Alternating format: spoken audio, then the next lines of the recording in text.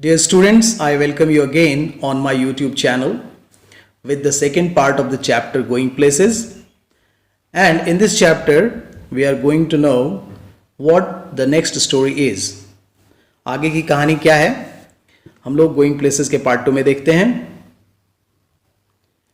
Geoff tells about Danny Casey to father. जब Geoff को Sophie बताती है कि वह डैनी कैसी से मिली है तो जियोफ अपने पिता को बता देता है. अब क्या होता है, उसके पिता जो हैं he looks towards Sophie with disdain. बहुत नफरत से वो देखते हैं सोफी की तरफ. Sophie is afraid to see her father's face. और सोफी जो है अपने पिता का चेहरा देखकर डर जाती है.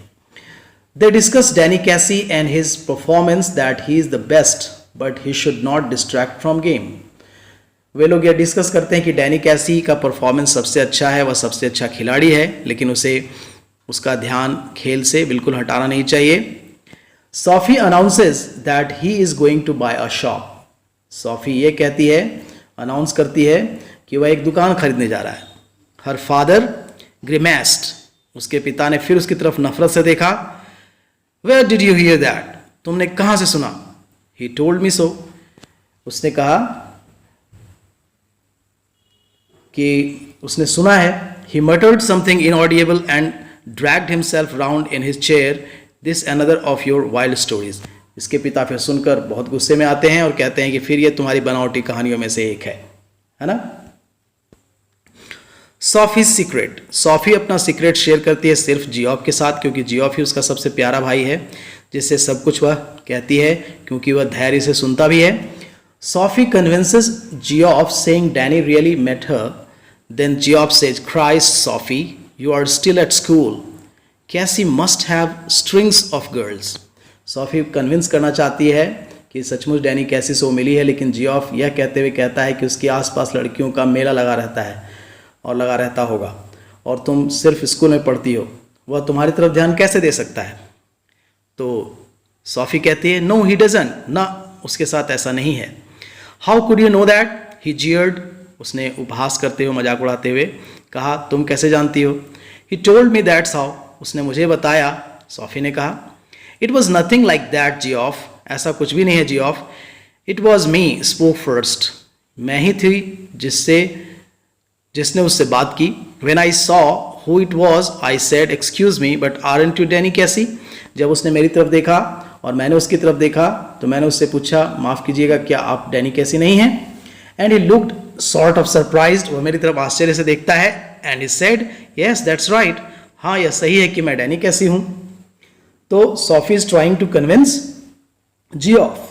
Command of autograph. वो आगे बताती है कि कैसे उसने उससे ऑटोग्राफ मांगा डैनी कैसी से. So I asked him for an autograph for little Derek. मैं अपने छोटे भाई लिटिल डेरेक के लिए मैंने उससे ऑटोग्राफ मांगने की कोशिश की. But neither of us had any paper or a pen. ना हमारे पास कोई कागज़ था ना कोई कलम थी. So then we just talked a bit. फिर हम लोगों ने थोड़ी देर बात की केवल. About the clothes. कपड़ों के बारे में. In Royce's window. जो दुकान थी उसके बाहर. He seemed lonely. वह बिल्कुल अकेला दिख रहा था. After all it's a long way from the west of Ireland. And then just as he was going he said, if I would care to meet him next week he would give me an autograph then. तब उसने जाते हुए मुझसे कहा कि अगर आप बुरा ना माने, अगर मौका मिले, अगर दोबारा हम लोग मिलते हैं तो मैं ज़रूर आपको ऑटोग्राफ दूंगा. Of course I said I would. मैंने उससे तुरंत कहा, बिल्कुल, अवश्य, मैं ज़रूर मिलूंगी. As if he had never show up. ऐसा नहीं लगता है कि कभी उसने दिखावा भी किया. You do believe me now don't you. अब तुम्हें विश्वास हुआ कि नहीं मुझ पर. तो इस तरह से सोफी कन्विंस करना चाहती है जियोफ को. The family goes to watch football match, their weekly pilgrimage. Football match देखना उनके लिए एक तीर्थ यात्रा जैसी थी. So they watch the match and then the team United won by 2-0. उन लोगों ने मैच देखा जिसमें यूनाइटेड जीता 2-0 से. Sophie is overwhelmed to see Danny. फिर से सोफी डैनी को देखकर आह्लादित हो जाती है, खुश हो जाती है. Sophie's father goes to pub to celebrate. उसका फेवरेट टीम जीता था. मैंने पिछले वीडियो में बताया था कि सोफी का फादर एंजॉय करता है जब उसकी फेवरेट टीम जीतती है, तो वह पब जाता है, शराब खाने जाता है सेलिब्रेट करने के लिए. Geoff tells Sophie's meeting to Frank the brother of Jansie. Geoff Sophie के बारे में, जो सॉफी मिली थी, उसे फ्रैंक को बताता है, फ्रैंक जो कि जैंसी का भाई है। Jansie asks Sophie about the fact and gets angry for her best friend hiding the matter. Jansie जब सॉफी से मिलती है और पूछती है इस बारे में, तो वह गुस्सा हो जाती है कि उसकी बेस्ट फ्रेंड उसे बताती नहीं है, छुपाती है उससे चीज़ों को।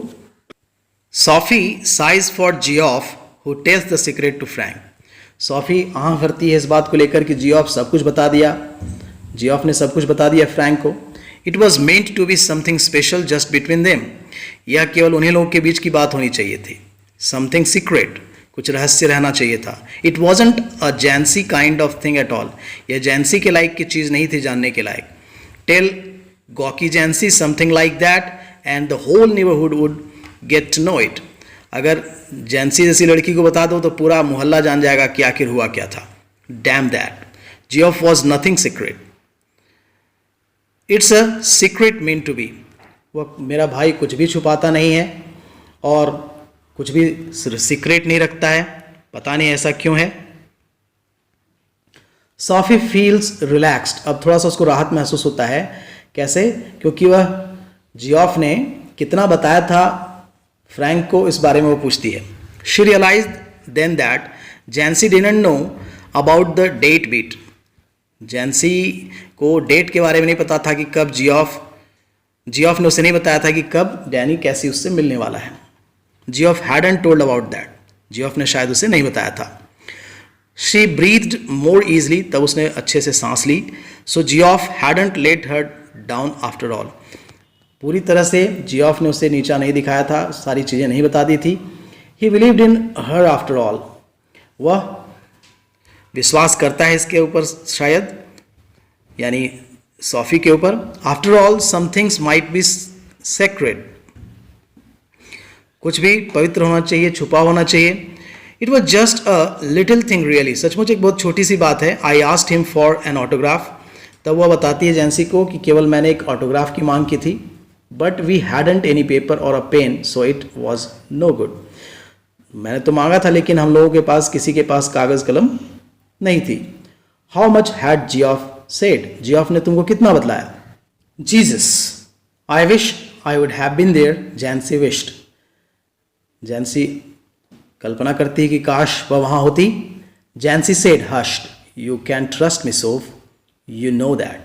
जैंसी उसे कहना चाहती है कि वह उस पर विश्वास कर सकती है। वह किसी को नहीं बताती, लेकिन उसने बताया क्यों नहीं। Goes to meet Danny at the decided place. अब उन लोगों की एक डेटिंग हो रही है और डैनी ने उसे जिस जगह पे बताया था आने के लिए, वह पहुंच जाती है वहाँ। After dark she walked by the canal. नहर के किनारे वो पहुंचती है। It was a place she had often played when she was a child. वह वहाँ पर खेला करती थी जब कभी वो बच्ची हुआ करती थी। There was a wooden bench beneath a solitary elm where lovers sometimes came. She sat down to wait. वहाँ एक वुडन बेंच, लकड़ी का बेंच लगा हुआ था, बिल्कुल शांत जगह थी। आसपास बहुत सारे फूलों के पेड़ थे जहाँ प्रेमी मिला करते हैं और मिला करते थे। She sat down to wait. वहाँ बैठ गई, इंतजार करने लगी। It was the perfect place. She had always thought so. उसने हमेशा सोचा था कि यह बहुत ही अच्छा स्थान होगा कभी मिलना हो तो। For a meeting of this kind, इस तरह के मिलन के लिए, भेंट के लिए। For those who wished not to be observed, और वैसे लोग जो नहीं चाहते हैं कि कोई उन्हें देखे। She knew he would approve, और वह जानती थी कि वह भी इस स्थान को पसंद करेगा, दिस प्लेस। ठीक है, he would like this place. For some while waiting she imagined his coming. कुछ समय के बाद जब वेट करने लगी तो उसे महसूस हुआ या उसने कल्पना की कि वह आ रहा है। She watched along the canal.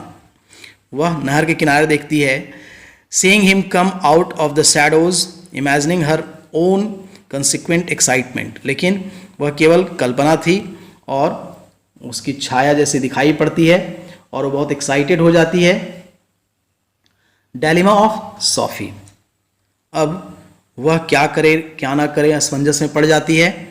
Not until some time had elapsed did she begin balancing against this the idea of his not coming.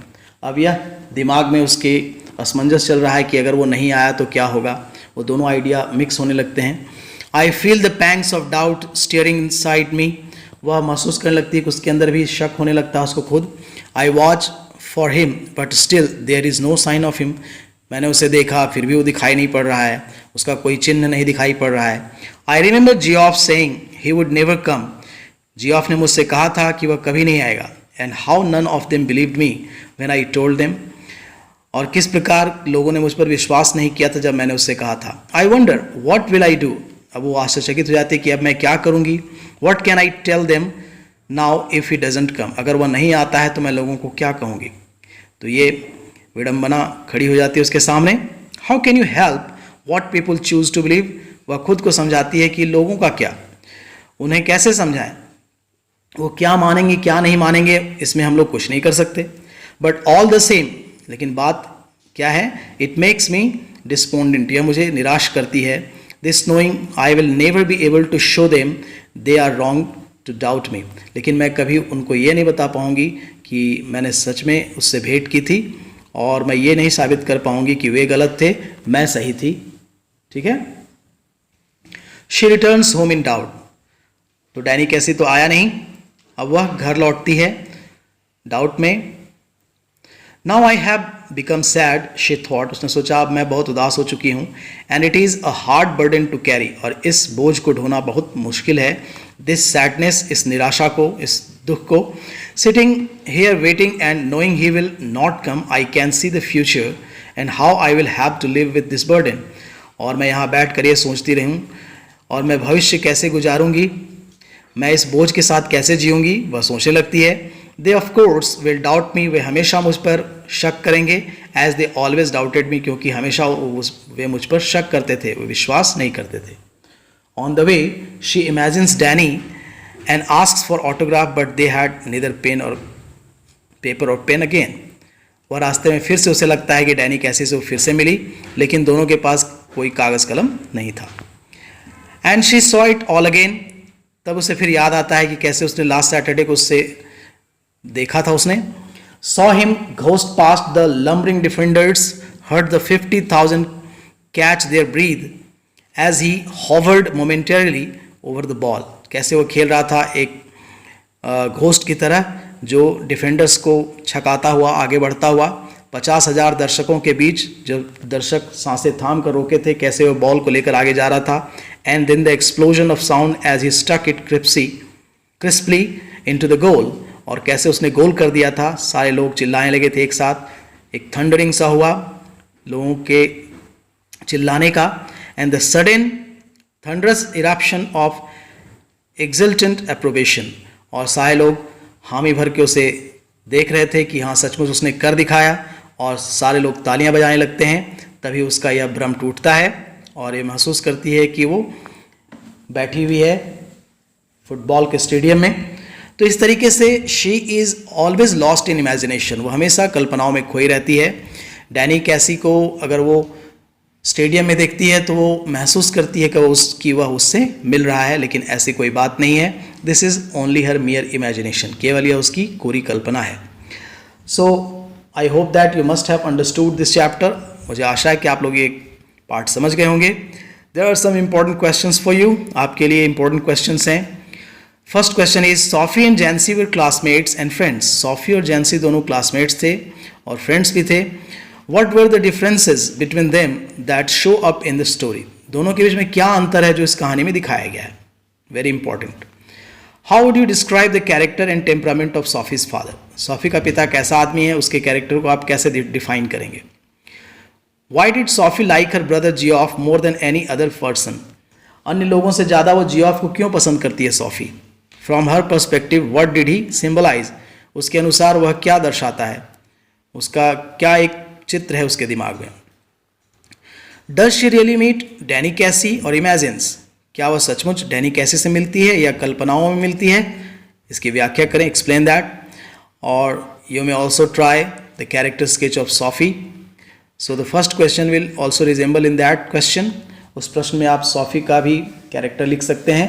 So these are the important questions from the examination point of view.